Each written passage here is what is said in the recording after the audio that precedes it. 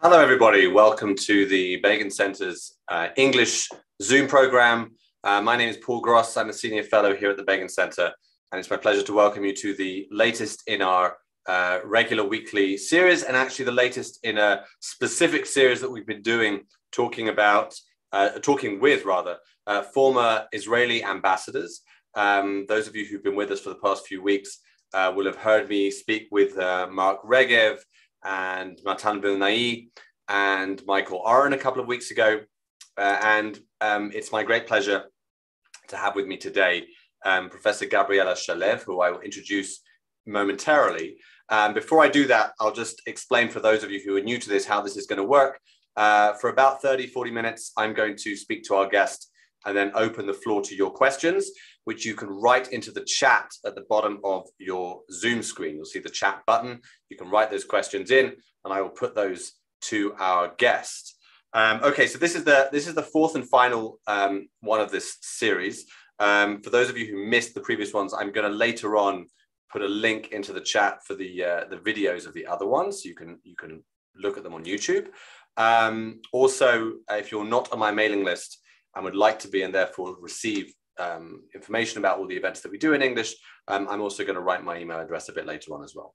Okay, so it's my great pleasure to be speaking today to Professor Gabriela Shalev, who was Israel's ambassador to the United Nations during the years 2008-2010. She is currently a senior faculty member at Ono Academic College and chairperson of the Committee for the Appointment of Professors of the Israeli Council for Higher Education in the fields of social sciences, management, and law. She was a member of several public organizations, including acting chairperson of the Israel Broadcasting Authority, a member of the Board of Governors of the Jewish Agency, and a member of the Committee for the Formation of Ethics Regulation for Members of Government. Who would have thought that members of government would need ethics regulation? That's a whole other story. She's also been a member of several business boards, and until 2002, she was a full professor of the Faculty of Law at the Hebrew University of Jerusalem, and has taught as a visiting professor in several universities in Europe, Canada, and the United States. She's written 11 books and more than 100 articles in Hebrew and English. Professor Gabriela Shalev, welcome to the Begin Center Zoom. Thanks a lot, Paul. It's a pleasure to be here speaking to you and with you, although it's not personally, but in the Zoom, which is part of our lives. It's right, exactly. This way we can also reach people across the world, and we have an international audience as usual. So the first question is, the audience will have listened to me reading out your biography, your resume, and it's and one of the things that's immediately obvious is that unlike many ambassadors and some of the people that I've spoken to in the last few weeks, you didn't come from the political realm, neither did you come from the traditional diplomatic route. You came from academia. So can you tell us something about your appointment in 2008? And just to remind the viewers, this is the government of Ehud Olmert. The foreign minister is Tzipi Livni. That started in 2006 and ran until 2009. And when you got the appointment, the invitation to this post, was it a surprise? Was it something that somehow, because of some other work you'd done, you were expecting? How did it come about? It came about as a surprise. I remember I was sitting in my office at Ono Academic College, and my friend and former student, Aaron Abramovich, who was at that time the general director of the foreign ministry, he called me and he said something, maybe you heard that Danny Gillerman, who was the ambassador to the UN at that time, is going to leave, and we are looking for a woman as a candidate for this very important position. And I was sure that he is going to invite me to one of those appointment committees that I'm going to be a member of, or maybe even chair. And they said, it's very interesting. He said, you know that we are asking you to consider. And it was a surprise. I don't say it's a shock, but it came out of nowhere. So I said, do I have some time to consider? I said, we don't have much time. And I want you to meet Tzipi Livni, who was the foreign minister at that time. And don't come to the office. Let's meet somewhere like in a coffee or at the Hilton lobby, because we don't want people to know that we are still looking for somebody. Because at that time, when Tzipi Livni announced that she wants a woman at the position, there were many women who wanted this position from the diplomatic corps and from the political arena. Yeah, I'm sure. I mean, we're talking about after the position in Washington, the US, the ambassador to the United States, the UN position is probably the most high-profile ambassadorial position, and I'm not surprised that there was a lot of interest. But when you were offered the job, you took the job, you go into this knowing obviously that Israel ambassador to the UN has its own very unique challenges, which we'll discuss, of course. But what did you see as your main goals and responsibilities going into this job? And also, as a part two of the question, do you think you achieved those goals? Yeah, well,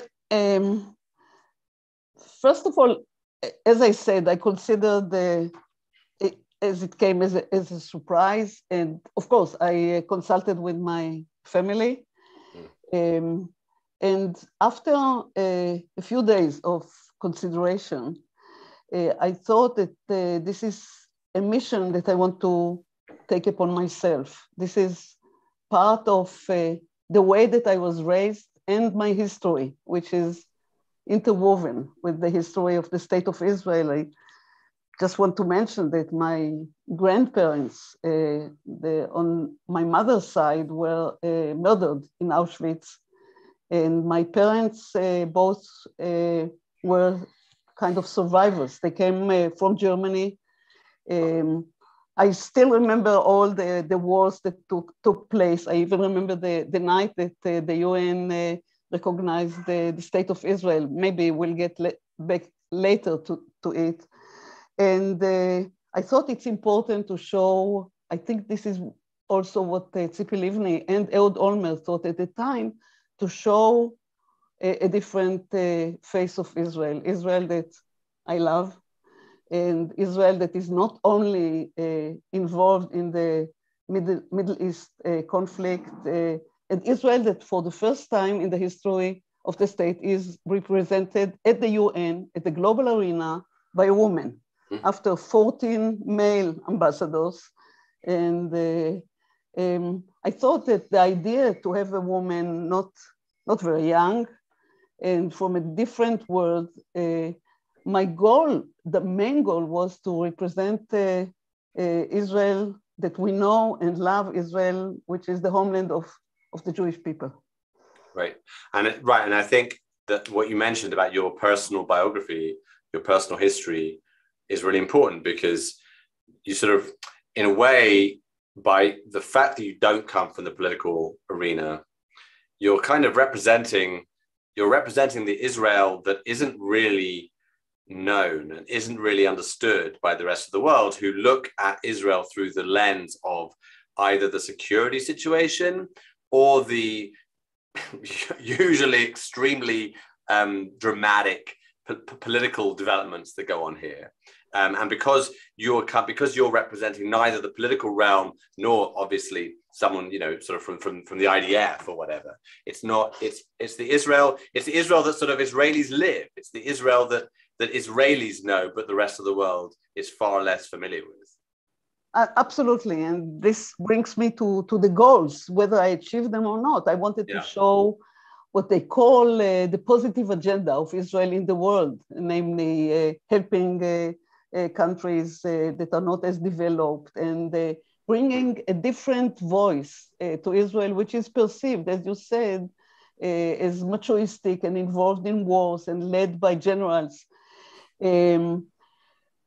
Whether I achieved these goals, I cannot attest because everything changed for Israel and for myself once I arrived at the UN, which was September 2008. And if you allow me, I'll get into it because Please. as you mentioned, I was appointed by the Kadima government. Tzipi Livni, who was also the candidate for becoming the prime minister in the election that took place in the beginning of 2009. Right, Olmert had to step down because of his court case, and exactly. Livni was the candidate, right? At that time. Yeah. And Olmert is a personal friend of mine. And by the way, when we needed, Tzipi Livni needed his consent, because this is a political position. It's called a political appointment amongst, the Washington, as you mentioned, the UN, Berlin, Paris and London. These are considered the 5 most important appointments of diplomats or political appointments. And Ehud Olmert was at that time in talks in Taba, and he called me and he said, of course, if you agree, I will give my consent, but why do you need it? Why do you want it? Why do you agree to take upon yourself these challenges? You are in such a good position now. I was almost retired after many years at the Hebrew University. So, but I felt that these are goals that I can and want to achieve to show the different face of Israel. Whether I achieve them or not, I just want to mention the changes that occurred right away upon my appointment. The Kadima government, which appointed me, was replaced by Netanyahu. Netanyahu won the election in a way. That was the beginning of 2009. Tzipi Livni, who was a candidate, as you all know. This was the start of Netanyahu's long period, which only just recently concluded, of course. Yeah. Yeah. For now. Okay. Yes. And so he replaced Ehud Olmert, who stepped down before that. Lieberman replaced Tzipi Livni. He was the Minister of Foreign Affairs.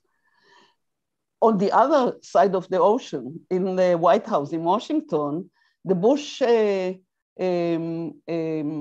people, the whole White House staff changed, and from a very friendly president, Bush, who was a personal friend of Ehud Olmert and a great defender of Israel, in stepped a different young Black, very impressive Democrat, Barack Obama, who didn't know much about Israel, and who, I can say it as an understatement, who did not have much chemistry with the new Israel, or the new and the old Netanyahu, who came back.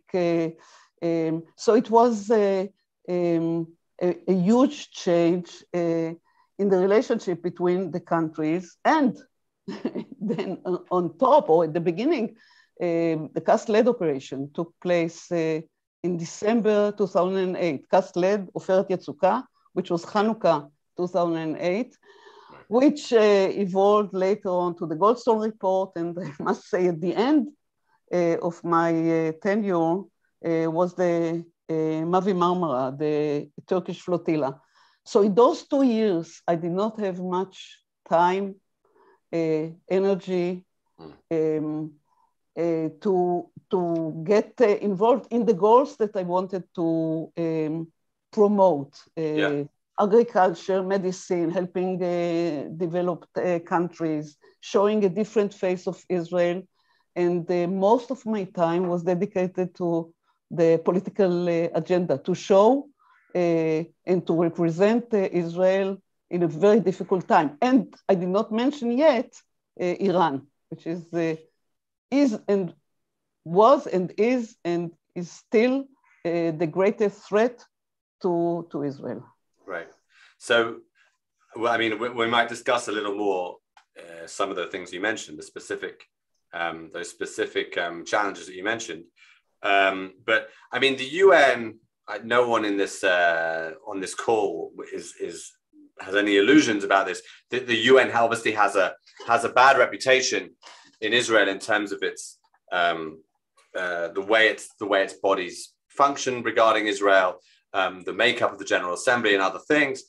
Was there a kind of, did you find, irrespective of these other challenges that you had to deal with, which you said got in the way of some of your ambitions, of the things you wanted to get done, were you also prevented from getting things done by the sort of institutional bias against Israel, or was that not so much of a problem? Like, could Israel, as ambassador, would you in theory have been able to make to do the kinds of things you'd have wanted to do? Or would there have been some problems because, I don't know, Israel isn't allowed to be a member of a certain committee or that kind of thing?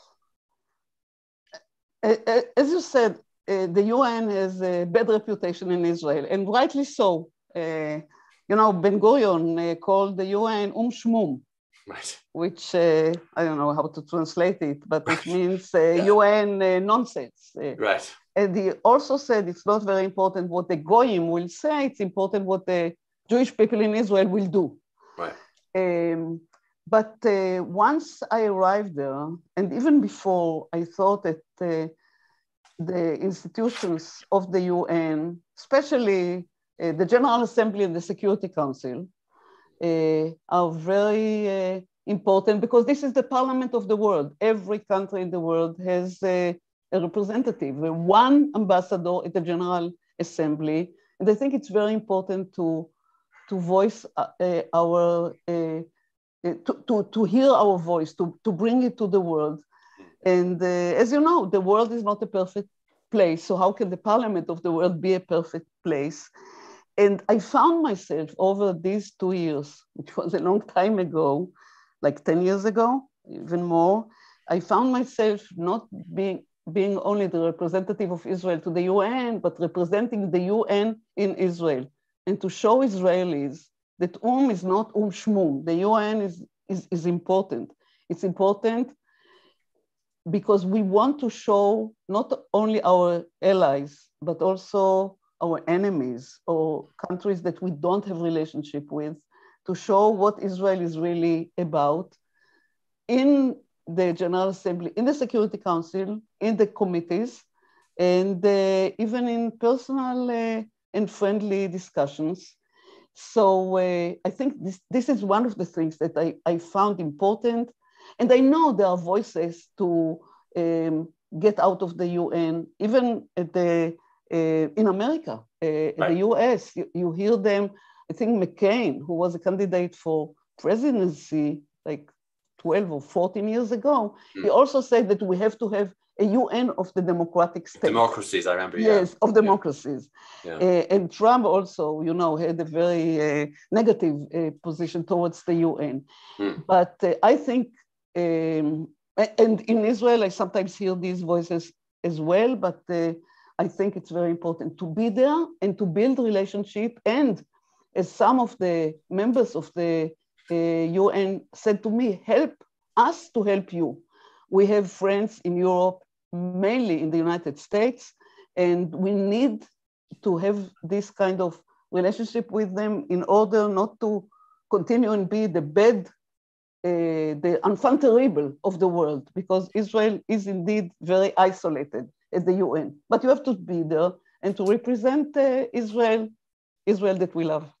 Right.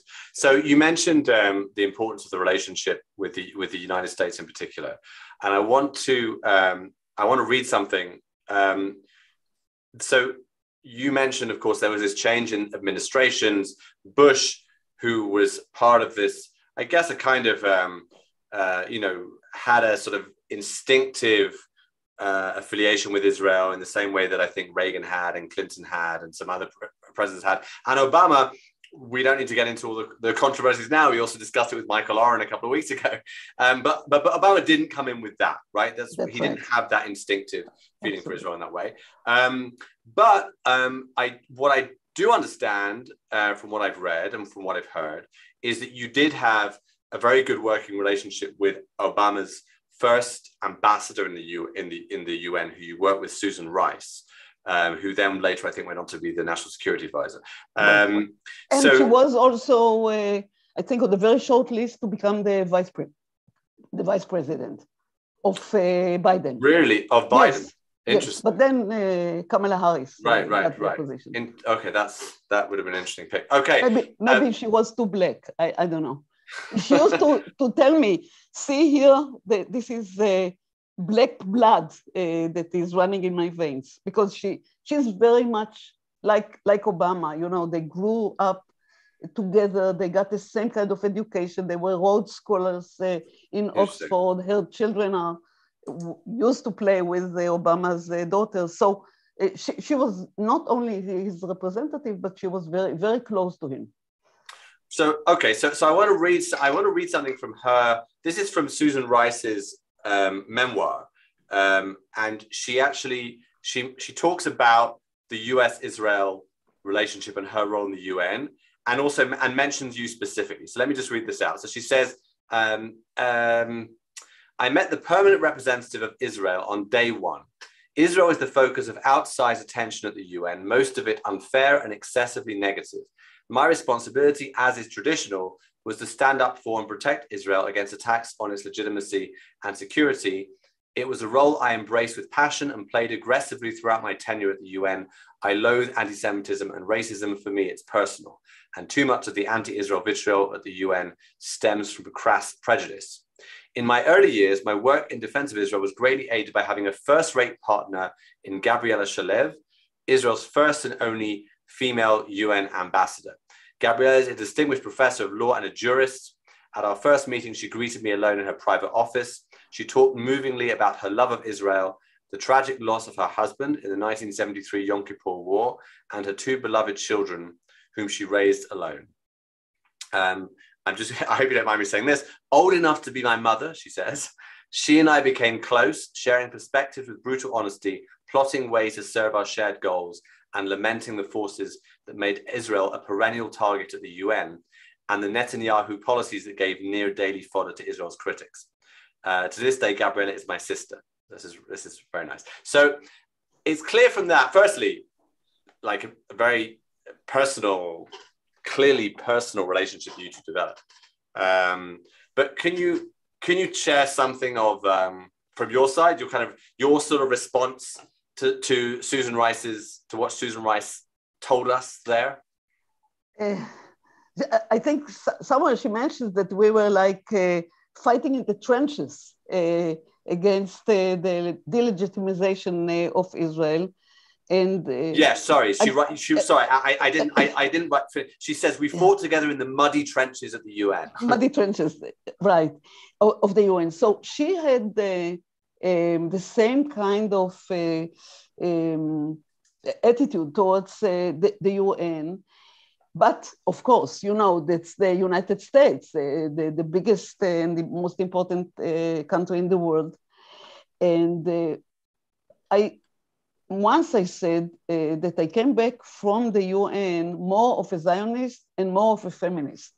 And one of the reasons was the kind of relationship that I had with Susan Rice. Since she came into a position of representing the United States at the UN, and we became personal friends in spite of, you know, the difference, the places that we came from. And she's just like 2 years older than my eldest daughter. But once we met, we felt this kind of, how do you call it, sisterhood. I know they use the term brotherhood. And by the way, I had the same kind of, but very short relationship with Condi Rice, who was the foreign affairs minister at Bush at the time of Castlev. Right. And she sat next to me, and I felt that it's the kind of relationship that women have between themselves. The friendship with Susan Rice was, for me, first of all, a huge comfort, because she was really together with me and with Israel at the cast-led operation, at the Goldstone Report, which we still didn't reach or didn't mention, and again at the Mavi Marmara. And through these years, the relationship was not only personal, that we met and we talked about my grandchildren, her children, but about Israel, about the United States, about the relationship between the countries. And the delegations also, we had a daily connection with them, a dialogue ongoing. And it was very helpful because in committees, she always stood next to me. And I also must mention that Ban Ki-moon, who was at that time the Secretary General, by the way, a great friend of Israel, he was very much, first of all, the Americans made him or voted for him to become the Secretary General. And he always looked at what the United States is doing at the UN, at the Security Council. So it was even helpful towards the Secretary General, Ban Ki-moon, and mainly to protect and defend the case of the political case of Israel. That's really fascinating. And we also are friends until today. Yeah, I think it's really sort of interesting also because, as I said, 2 weeks ago, I spoke with Michael Oren. He was talking obviously at length about the Obama administration because that was his main the main part of his work.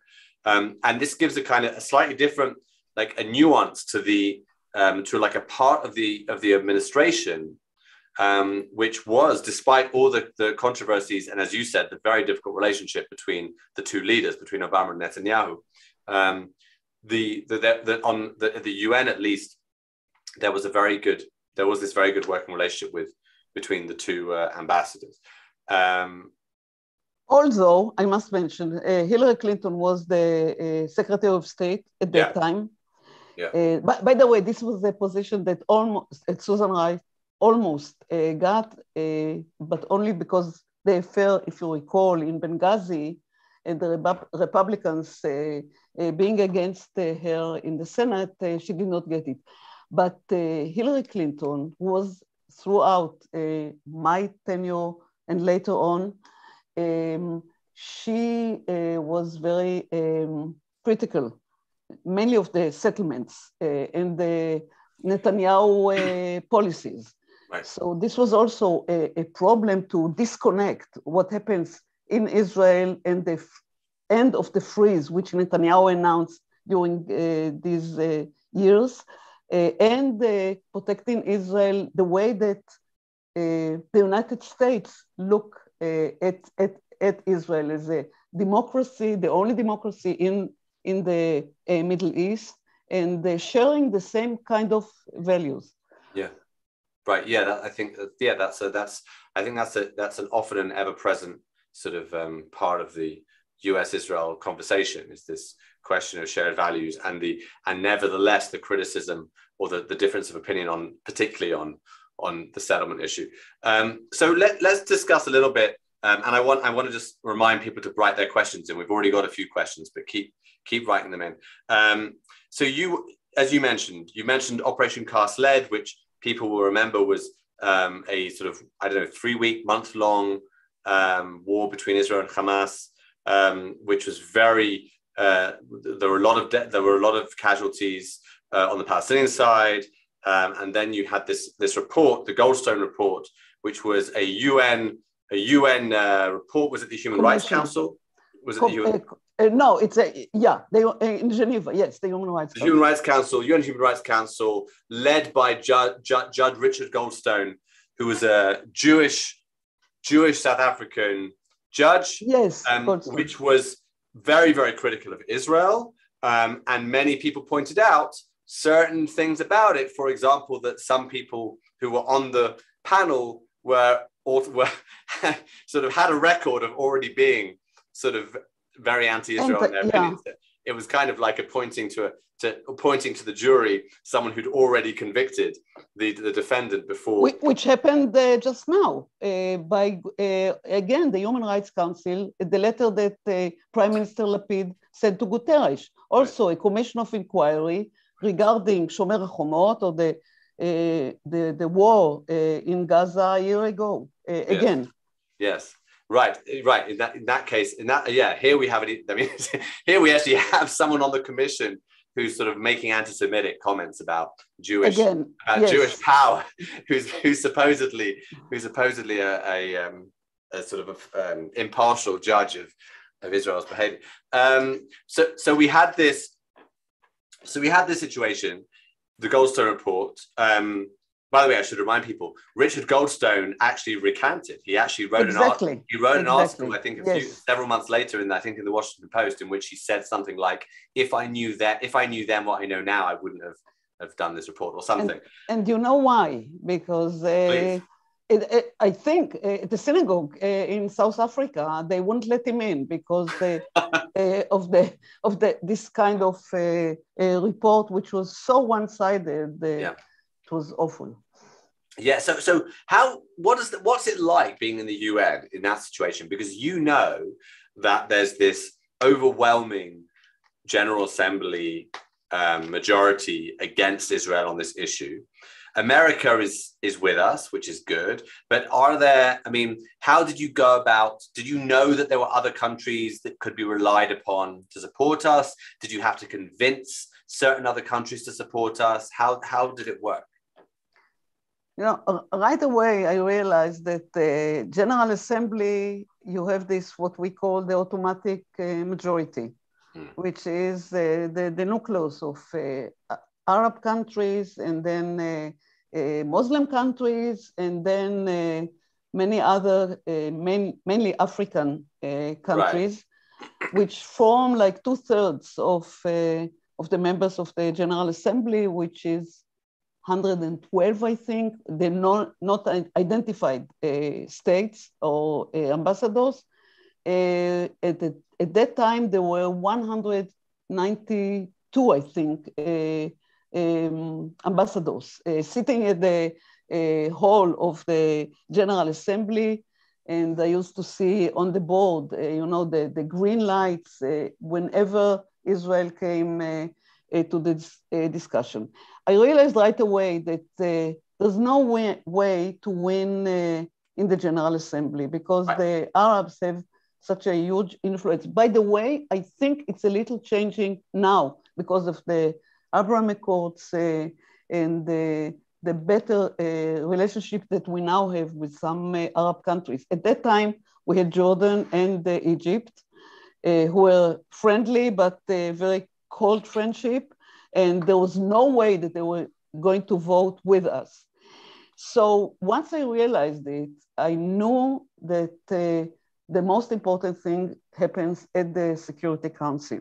But on the other hand, you have to voice our mission at the General Assembly. And I still remember, and this is some anecdote, that the Egyptian ambassador, who was a friend of mine, also, as you mentioned, the father of my children was murdered or killed, in the Yom Kippur War, namely in Egypt. And he was aware of it. I was, of course, aware that he represents Egypt. By the way, he was very close to Mubarak, and of course now he is not in power anymore. He was replaced right away by the time that Mubarak lost his power. Right. But he, at the Goldstone Report, when it came to the General Assembly condemning Israel and adopting the report, he was speaking before me. And he stood there. He was a big, huge man. He was standing there and speaking about Israel. Later on, I asked him, how come? Because this is not what you really tell me about what you know about Israel. He said, I have to represent all the independent so-called countries.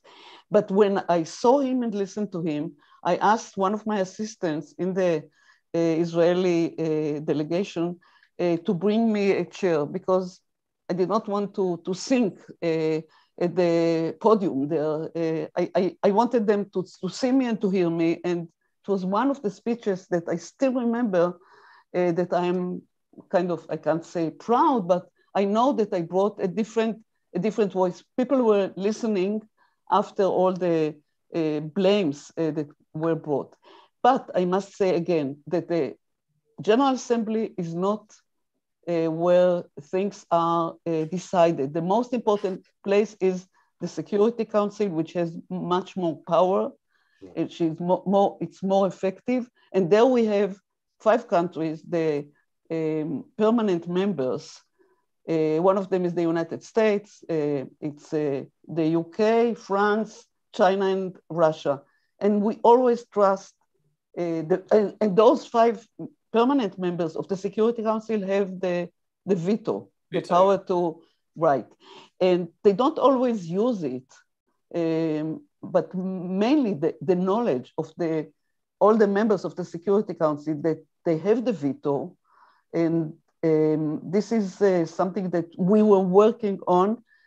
And I think there are so many times that the United States stood with us in order to not to give any kind of effect to those conclusions or decisions or resolutions following the Goldstone Report. And as you said, Goldstone himself recanted and made what we call in ballet flip-flop, and he said, if I would have known, it would have been different. By the way, there was a decision which I supported not to cooperate with the Goldstone Report. I think it's going to, with the Goldstone Committee. I think it's going to happen again with this new committee that was just formed a couple of days ago, again in Geneva.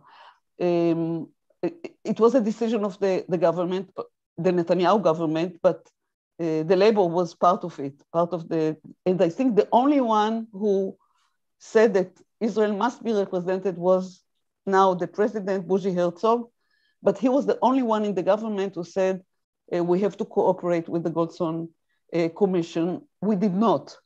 And there's a lot of discussion about it. There are huge articles, so I don't want to say too much about it, but it was a very problematic period after the Goldstone Report, because the Palestinians used it to bring to the front the narrative and the Palestinian-Israeli conflict. Right. Yeah, I'm sure. Okay, so I think we'll go to some questions from the audience. Thank you very much for answering my questions so fully. There's a question here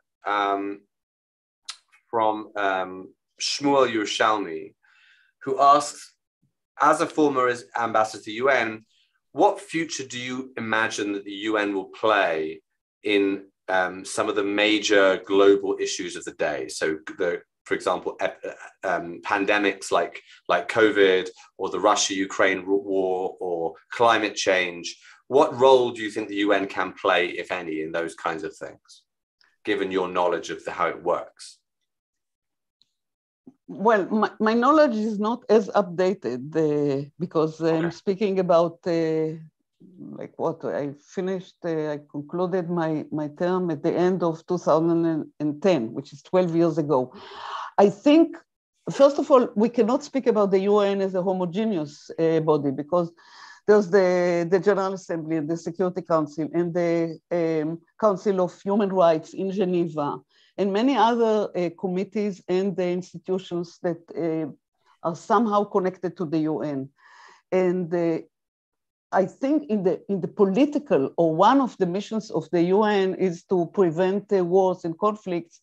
There they failed, because as we saw in Syria, and now in NATO, and we see that the UN doesn't play any role in what happens now all over the world, in the Ukraine and in Taiwan, and the wars or the Cold Wars that takes place in many other places. So the UN doesn't doesn't have the power. But I think the future is in those things that Mr. Yerushalmi mentioned. Shmuel. Shmuel Yerushalmi, in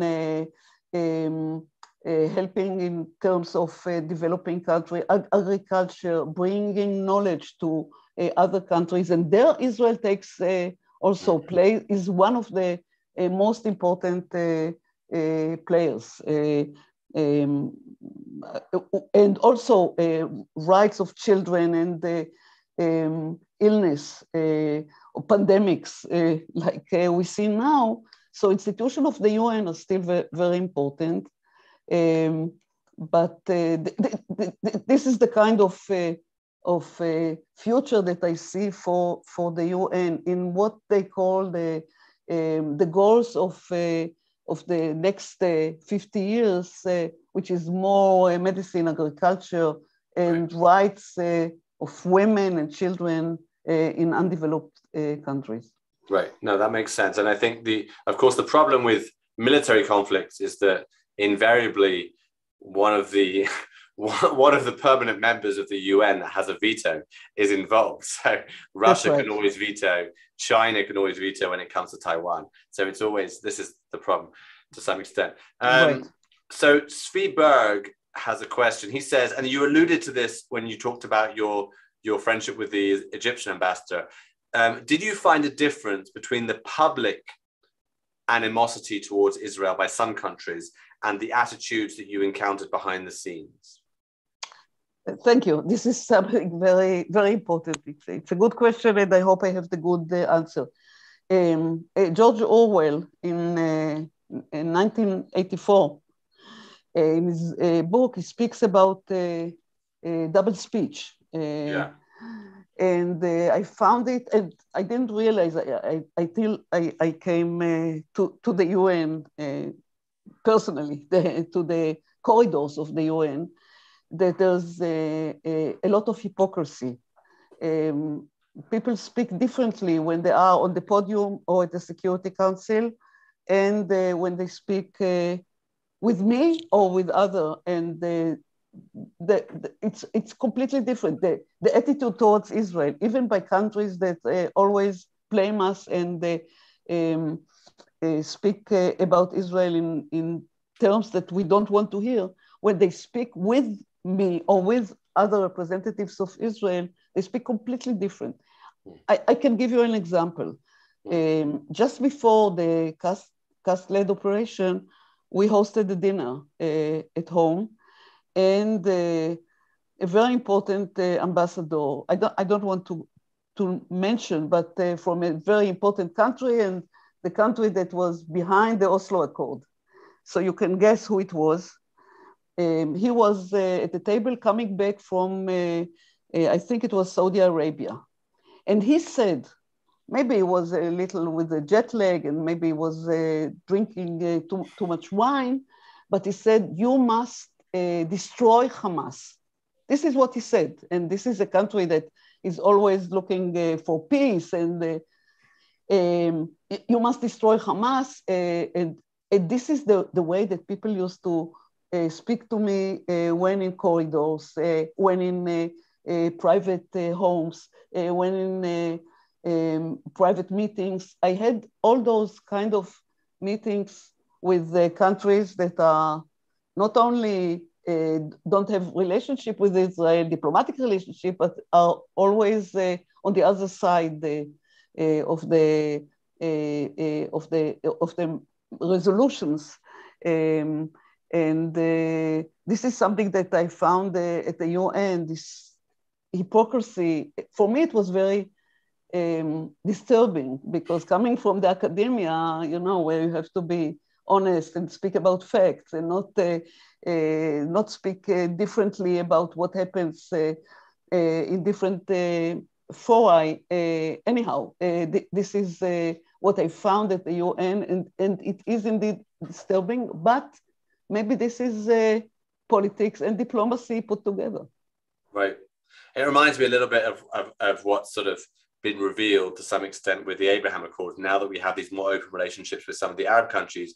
And for, you know, that we've had quiet relationships with them for several years. And I remember several months ago, maybe a year ago, I spoke on this Zoom with a former head of the Mossad, Shabtai Shavit, yeah. Mm-hmm. And he was saying that, you know, he back in the days when he was when Yitzhak Rabin was prime minister, and he went with Rabin to a private meeting in some unnamed Arab state. He wouldn't tell me which one, but some unnamed Arab state, and the Arab leader was railing against Yasser Arafat, you know, and then the day before he'd been talking about how, you know, the rights of the PLO and all this kind of thing, and this is the sort of thing that I think is just how it happened. So here's an interesting question from Lisa Morris.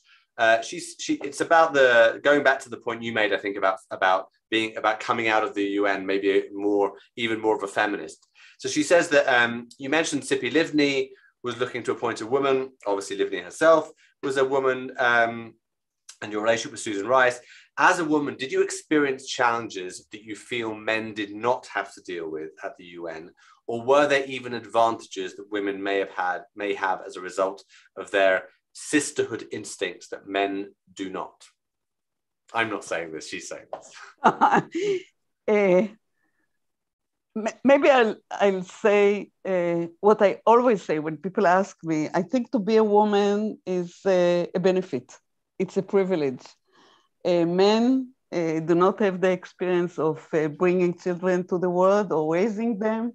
It's, I think, something that is a benefit. And I found, I never felt that being a woman is a disadvantage. I think at the UN, for me personally, it was an advantage.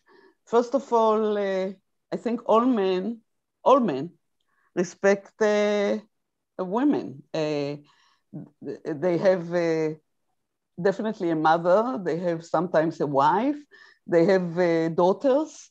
So I felt that even men, and this is the majority of ambassadors and representatives at the UN, even men react differently to a woman that comes from a place that is kind of has a different profile. So I felt that the Arab ambassadors were very respectful towards me. I remember the Moroccan, the Egyptians I mentioned, the Amman, Saudi Arabia, the Indonesian ambassador and myself, we were on good, very good, friendly terms. And not to speak about being with women, the minority of the ambassadors. At my time, I think there were 24. When Jean Kirkpatrick, who was the first woman ambassador of the US, came, there were 8 women. And she initiated a kind of a caucus for women to meet once a month, I think, or once in 6 weeks. And we met 24 women. Not all of them came to each event, but we met at private houses. And I remember meeting with women ambassadors from African countries, from countries at South America. I remember Venezuela. And we became kind of friends. And then when I walked in the corridors, to see them, to sit with them, to speak with them, even about the children, about what happens in the world, in the countries, it made me feel much less isolated as a woman. If there is a disadvantage, I can mention something that maybe that would come as a question. How could you represent Netanyahu and Lieberman? Does it come in the one of the questions? No. No, but people used to ask me, for 2 years, you were there representing Netanyahu government, Lieberman as the prime minister, as the foreign minister. Right. And I used to say, here, I give an answer to a question that was not asked. I said I do not represent Netanyahu, I do not represent Ehud Olmert, I represent my country, I represent my beloved country. And Lieberman, when he came to the UN, a couple of times for the meeting of the opening of the General Assembly, I told him that he's the most polite representative or minister that came to the UN, because I remember Shimon Peres, the late Shimon Peres, Ehud Barak, Netanyahu, when they came, and of course I had to come with them to all the important meetings with Ban Ki-moon, with Susan Rice, and so on. And I had to have, high heels, because I was told that I cannot go with sandals that professors at the Hebrew University used to wear. And I used to run after them because they were walking out, and Lieberman always opened the door, and he was very polite. So I told him, you are very, very polite. And he said, I was raised on the Jabotinsky values. Okay, so Hadar. that's Hadar Jabotinsky. Yeah. And I know that I'm speaking now at the Begin Center, and I remember Begin himself. Benny is his son. Benny is we were together at the same high school in Tel Aviv, and I remember Begin as in his Polish but very polite way used to kiss the hands of women and being very, very polite. And in a way, I found it comforting. So there was a disadvantage to run after all these with the high heels, but there are many, many advantages. And I must say, it also helped me and the state of Israel. Fantastic. Thank you very much for that answer. That's a great answer to the question. So we've talked about the relationship with the United States, and which is obviously the closest relationship. And also you talked a little about the countries that we didn't have such good relationships with, or relationships behind the scenes. But I wonder about, there are countries that Israel is formally, close allies with, trade partners, share values. I'm thinking mainly of the European countries, of the EU, Western Europe in particular. But they don't always vote the way we would like them to vote at the UN. How was your relationship with them? With their particular, did you find that there were particular countries that were more reliable for us? There were ones that were more frequently hostile in the European bloc, and I'm asking particularly because I know we have people on the call who are from Europe, who are from Britain and other European countries. Mainly the Scandinavian countries and Ireland were very against the policies of Israel. Mainly the settlements was something that always came up in the discussions. But there were small countries, Pacific countries, Nauru, an island that has an ambassador, and I think less people that you have in one of the skyscrapers in New York, but it's one of the countries.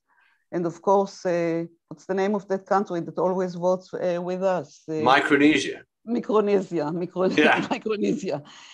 So in a way, it was good to have them on our side when there were resolutions at the General Assembly. But on the whole, and I think it's true today, most European countries are very critical of the policies of Israel, and the Palestinians over the last decade, when I'm not there anymore at the UN, were able to bring to the front the narrative of the Palestinian, that the rights that they have, and there's a freeze or a stalemate on the peace talks since the beginning of 2009. The last meeting between the leaders was Abu Mazen and Netanyahu on the beginning of 2009 on the lawn in the White House. And since then, there are no peace talks or any movement towards kind of what we used to speak about. And even Netanyahu in Bar Ilan, 2 states solution. So I think Europe is, on the whole, not very favorable of what happens between us and the Palestinians. Right. There's a question here from Robin, which is, you mentioned the Palestinians. She says, do you know of any other people besides the Palestinians rejected the possibility of a country from the UN as the Palestinians did in 1947? Reference the partition plan, which the Palestinians rejected. Is there any other case of a people being essentially offered a state by the UN and turning it down? Is there a question? It's just imagine if they would embrace this resolution 151 of the UN in November 1947. I can say, on the other hand, that there's only one country in the world that is a target, and that another country, another member, calls to throw it away from, which is Iran, of course. Yeah. And now the member of this new commission that say that Israel has not a place at the UN. So Israel is the only country in the world that another country threatens to its existence. Right. Yeah. Yeah. This is the reality. This is the reality. Yeah.